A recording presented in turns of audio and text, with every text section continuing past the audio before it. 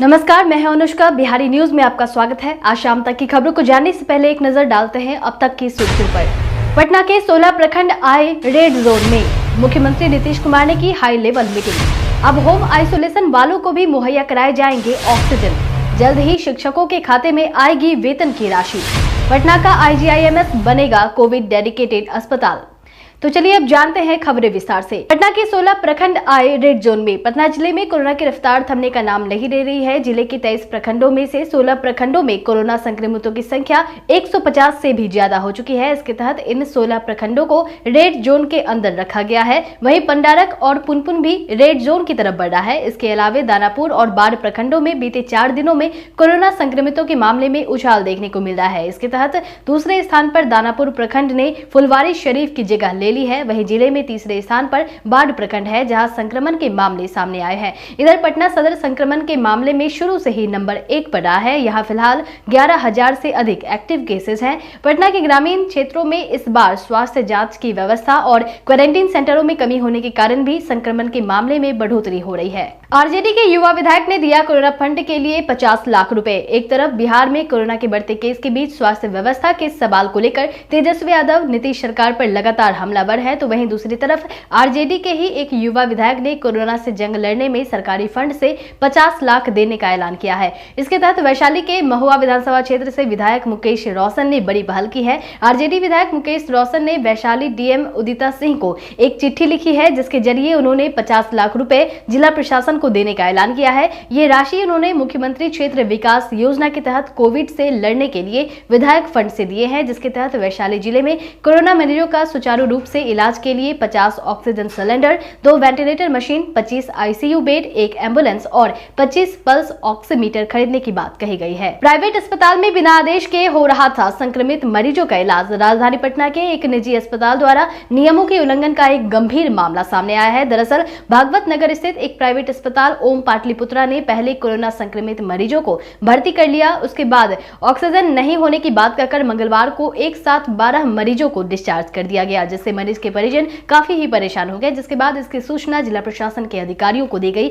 और मामले की छानबीन करने में पता चला कि अस्पताल को कोविड मरीजों के उपचार की अनुमति ही नहीं है। इसके बावजूद भी मरीजों को भर्ती कर उपचार किया जा रहा था, जो आदेश का उल्लंघन है। इसके तहत जिला प्रशासन ने ADM की अध्यक्षता में 5 सदस्यीय कमेटी का गठन कर इस मामले की पूरी जांच करने का निर्देश दिया है, जिसके तहत आज अस्पताल की जांच की जाएगी।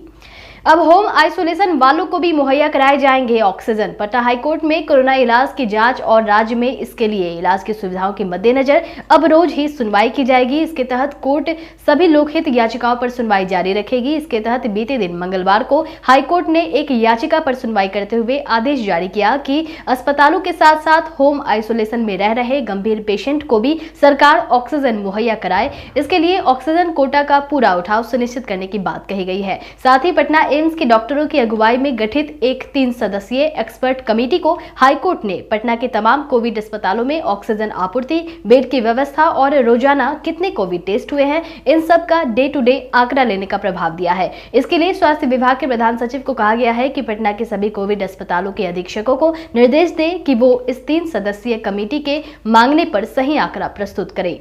जल्द ही शिक्षकों के खाते में आएगी वेतन की राशि। राज्य के सभी जिला परिषद व विभिन्न नगर निकायों के तहत स्वीकृत पद के विरुद्ध कार्यरत माध्यमिक शिक्षक, उच्च माध्यमिक शिक्षकों और पुस्तकालय अध्यक्षों को जल्द ही उनका वेतन मिल जाएगा। इसके तहत वेतन भुगतान के लिए शिक्षा विभाग ने राशि को जारी कर दिया है। इसके तहत वित्तीय वर्ष 2021-22 में उक्त पदों पर कार्यरत शिक्षकों और पुस्तकालय अध्यक्षों के वेतन भुगतान के लिए 20 अरब 43 करोड़ 97,94,828 रुपये की स्वीकृति दी गई है। आपको बताते चले कि 1 अप्रैल 2021 से मूल वेतन में 15% वृद्धि करने का फैसला लिया गया है। वहीं फिलहाल विभाग ने अपने आदेश में कहा है कि इसके लिए विभाग के स्तर से औपचारिक आदेश जारी किए जाने तक पहले से निर्धारित वेतन ही मिलेंगे।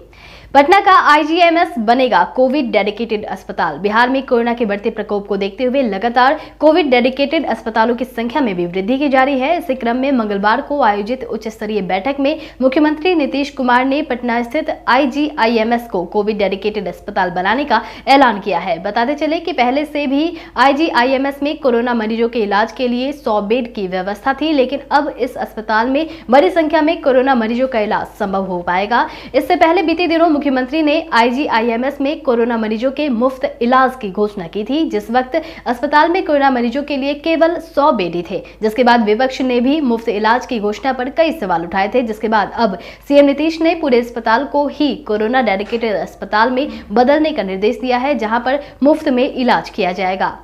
राज्य में घट रही है वैक्सीन लगवाने वाले लोगों की संख्या। सूबे में अधिकांश जिलों सहित राजधानी पटना में भी कोरोना वैक्सीनेशन के ग्राफ में लगातार कमी देखने को मिल रही है। पटना में बीते दिन मात्र 8,076 लोगों ने कोरोना की वैक्सीन ली है, जिसमें से 5,173 लोगों ने वैक्सीन का पहला डोज और 2,903 लोगों ने वैक्सीन का दूसरा डोज लिया है। वहीं इस दौरान टीका लगवाने में 60 वर्ष से ऊपर के बुजुर्ग की संख्या ज्यादा रही। दूसरी तरफ टीका लेने वालों की घटती संख्या सरकार की भी परेशानी का सबब बनता जा रहा है। इस दौरान पटना के कुम्हरार विधानसभा भाजपा पटना महानगर की एक वर्चुअल बैठक आयोजित कर विधायक अरुण कुमार सिन्हा ने कार्यकर्ताओं को कोरोना से बचाव के लिए अपने आसपास मोहल्लों में जागरूकता अभियान चलाने, लोगों से मास्क पहनने, 2 गज दूरी का पालन करने, हैंड सैनिटाइजेशन के साथ ही 1 मई से शुरू हो रहे टीकाकरण में 18 वर्ष से लेकर उसके ऊपर के लोगों को वैक्सीनेशन में मदद करने को लेकर आह्वान किया है। किशनगंज और सुपौल जिले में महसूस किए गए भूकंप के झटके। आज सुबह 7:55 के करीब असम में 6.4 की तीव्रता वाले भूकंप के झटकों ने बिहार के भी कई जिलों को हिलाकर रख दिया है। इस क्रम में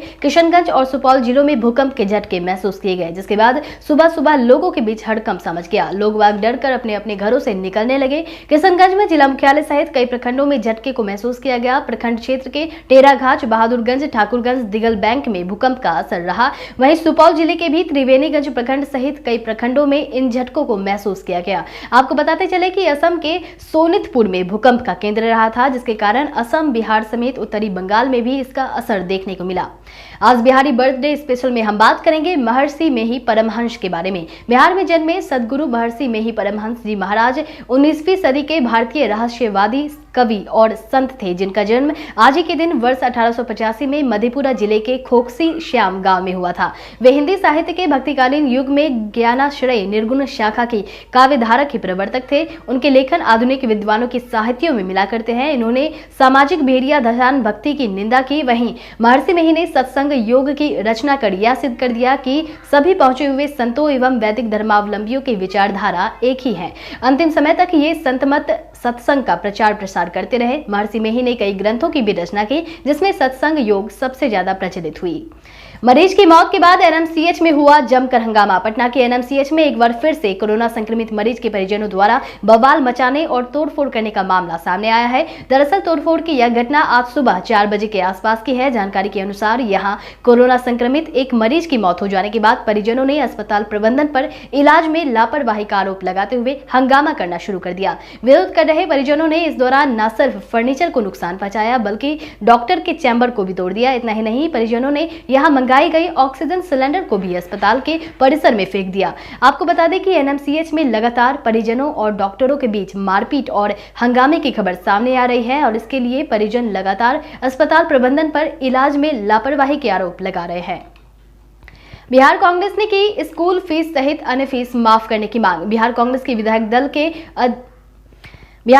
विधायक दल के नेता अजय शर्मा ने सरकार से लॉकडाउन लगाने की जगह पर स्कूल फीस सहित बिजली पानी के बिल को माफ करने की मांग की है। ईटीवी भारत को दिए गए अपने एक साक्षात्कार में उन्होंने कहा कि 2020 से लेकर अभी तक के सभी बिजली, पानी, होल्डिंग टैक्स और स्कूल फीस सरकार को माफ कर देने चाहिए। लॉकडाउन के कारण और वर्तमान में लगे नाइट कर्फ्यू और बंदी के कारण लोगों को काफी नुकसान हो रहा है। रोजगार ठप हो गए हैं और कमाई भी नहीं हो पा रही है। इसलिए अब केंद्र और राज्य सरकार को गरीब सहित सभी लोगों के लिए सरकारी और गैर सरकारी स्कूल शुल्क माफ करने की घोषणा करनी चाहिए। इसके साथ ही उन्होंने लोगों तक राशन मुफ्त में पहुंचाने की भी मांग रखी। मुख्यमंत्री नीतीश कुमार ने की हाई लेवल मीटिंग। राज्य में संक्रमण के बढ़ते मामलों के बीच बिहार के मुखिया नीतीश कुमार ने बीते दिन मंगलवार को अपने आवास पर वीडियो कॉन्फ्रेंसिंग के माध्यम से हाई लेवल बैठक की। सीएम की अध्यक्षता में यह बैठक शाम 4 बजे से 5 घंटों तक लगातार चली, जिसमें सभी 38 जिलों के डीएम ने अपने अपने जिलों की स्थिति की जानकारियां सीएम को दी। वहीं मुख्यमंत्री ने सभी जिलाधिकारियों को लोगों के मूवमेंट को कम करने को लेकर सक्रिय रहने को कहा। इसके साथ ही स्वास्थ्य विभाग को हर एक दिन के बाद जिले की स्थिति का जायजा लेते रहने का निर्देश दिया है। बैठक में पटना के IGIMS को डेडिकेटेड अस्पताल में बदलने का भी निर्देश दिया गया और वहां इलाज में कोताही बरतने पर सख्त कार्रवाई अपनाने की भी बात कही गई। आज से शुरू हुआ 18 साल से ऊपर के लोगों के लिए टीका का रजिस्ट्रेशन। केंद्र सरकार ने 18 साल से ऊपर के सभी लोगों को 1 मई से कोरोना वैक्सीन लगवाने की मंजूरी देने के बाद आज शाम 4 बजे से रजिस्ट्रेशन शुरू हो गया है। 5वें चरण में 18 वर्ष के ऊपर के लोगों का टीकाकरण किए जाने की तैयारी शुरू हो गई है। इसके लिए 18 साल के ऊपर सभी लोग आज से कोविन पोर्टल या फिर आरोग्य सेतु ऐप पर अपना पंजीकरण करवा सकते हैं। इच्छुक लोगों को कोविन ऐप पर या फिर cowin.gov.in वेबसाइट पर सबसे पहले रजिस्ट्रेशन करना होगा। पंजीकरण के लिए पहले आपको ऐप या फिर वेबसाइट पर अपना मोबाइल नंबर फीड करना होगा। इसके बाद मोबाइल नंबर पर ओटीपी को वेरीफाई करने के बाद आप रजिस्ट्रेशन पेज पर लैंड करेंगे, जहां आप जानकारी भरने के लिए Aadhaar card, driving licence, PAN card, passport या फिर पेंशन की पासबुक सिलेक्ट कर सकते हैं। फिर आपको आईडी प्रूफ का नंबर, अपना नाम, जेंडर और जन्म तिथि भरनी होगी। सारी जानकारी भरने के बाद आपको रजिस्टर बटन पर क्लिक करना होगा, जिसके बाद आप पसंदीदा वैक्सीनेशन सेंटर चुन सकते हैं। इसके बाद आपको टीका लगवाने की तिथि और समय की जानकारी मिल जाएगी।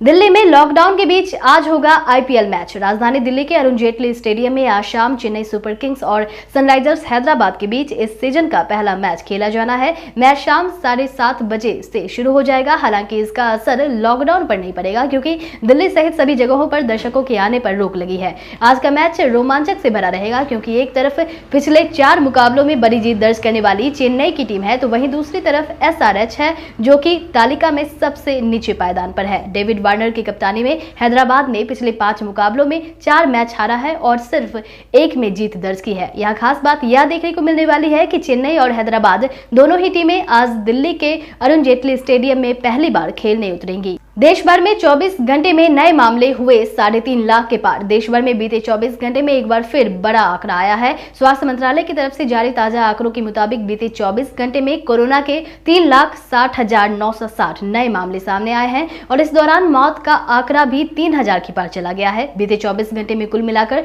3,293 लोगों ने कोरोना बीमारी से जिंदगी की जंग हार गए हैं। इसके साथ ही देश में संक्रमितों का आंकड़ा बढ़कर 1,79,97,260 पहुंच गया है। वहीं भारत में कोरोना के अभी 29,78,709 एक्टिव मरीज हैं और 1,48,17,371 मरीज इलाज के बाद ठीक हो चुके हैं। वहीं अगर हम बात अपने बिहार की करें तो बिहार में बीते 24 घंटे के रिपोर्ट के मुताबिक कुल 12,604 नए मामले सामने आए हैं, जिसके साथ ही बिहार में एक्टिव केस की संख्या 94,275 हो चुकी है। वहीं बीते 24 घंटे में 7,904 लोग स्वस्थ भी हो चुके हैं। बिहार में रिकवरी रेट घटकर 77.43% हो चुका है।